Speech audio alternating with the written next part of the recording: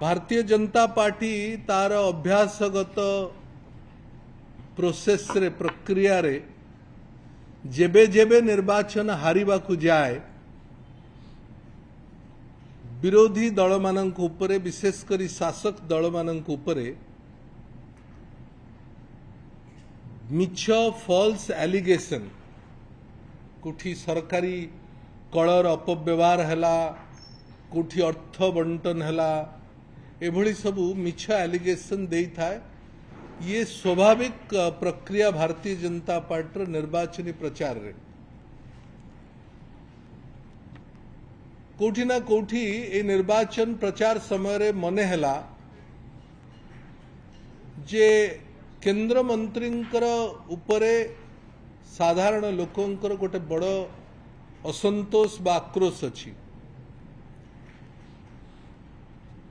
तांकर संबलपुर लोकसभा संसदीय क्षेत्र रे जो भली भाबरे विकासमूलक कार्यक्रम केंद्र सरकार तरफ विशेषकर मंत्रींकर तत्वावधान हबार कथा ताहा हेई पारि नाही।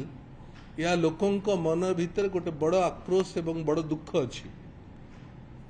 आमर मने होची जे प्रचार प्रसार समय रे विगत मासे 2 मास धरी भारतीय जनता पार्टी एवं भारतीय जनता पार्टी प्रार्थी अनुभव करिथिबे जे लोकंक भीतर असंतोष अछि एवं ए असंतोष रो कारण निजे प्रार्थी एवं निजे तांक दल।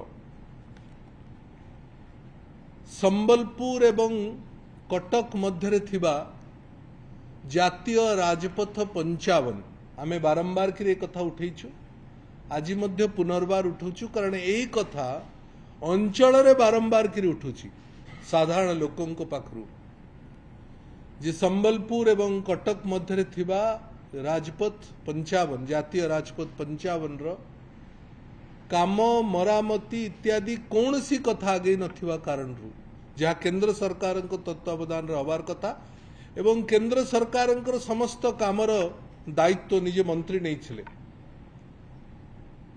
बारंबार सेठी एक्सीडेंट होउची केते जे जनजीवन या भितरे जाइची संबलपुर एवं कटक नेशनल हाईवे भितरे ताहा सर्वजन विदित।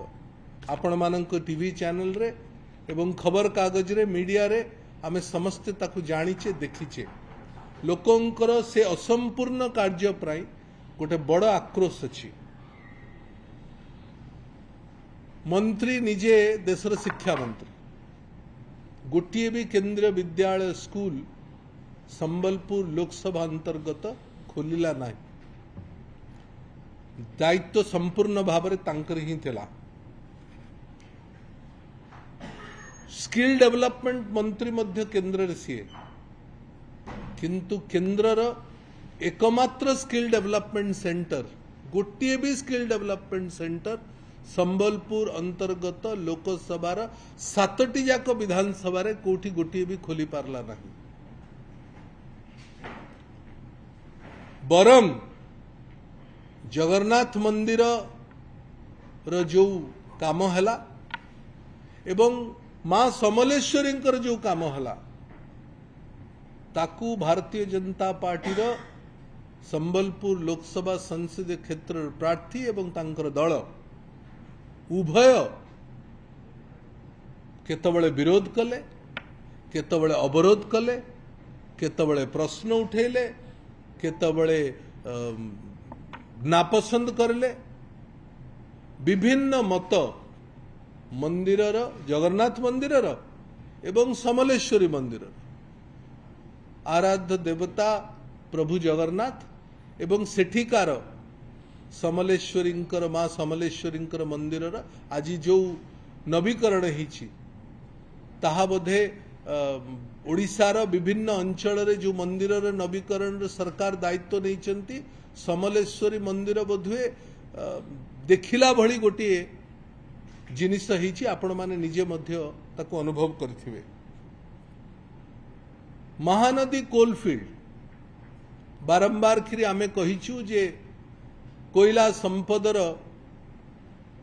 पूरा व्यवहार केंद्र सरकार करुचंती ओडिशारू कोयला उत्पादन होउची ओडिशारू जाउची ओडिशार कोयला सर्वभारतीय स्तर रे विनियोग होउची अथच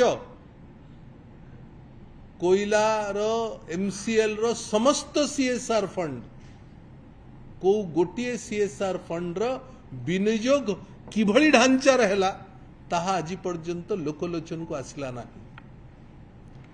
ना केंद्र मंत्री करले ना भारतीय जनता पार्टी करला ना एमसीएल करला। रोजगार कथा आमे कहिलु बारंबार करी सेठिकार अंचल लोक भी कहिले आमे भी कहिलु साधारण भाव में कथा हला जे पब्लिक सेक्टर एमसीएल तुम्हें एठू कोयला उत्पादन करुछो एठू रोजगार करुछो एठू संपद नौछ अंततः स्थानीय लोकों को रोजगार व्यवस्था करो। बंधुगण रोजगार तो हैला किंतु कहा पई हैला मध्य प्रदेश एवं बिहार रो युवक मानक पई हैला जो मध्य प्रदेश एवं बिहार रो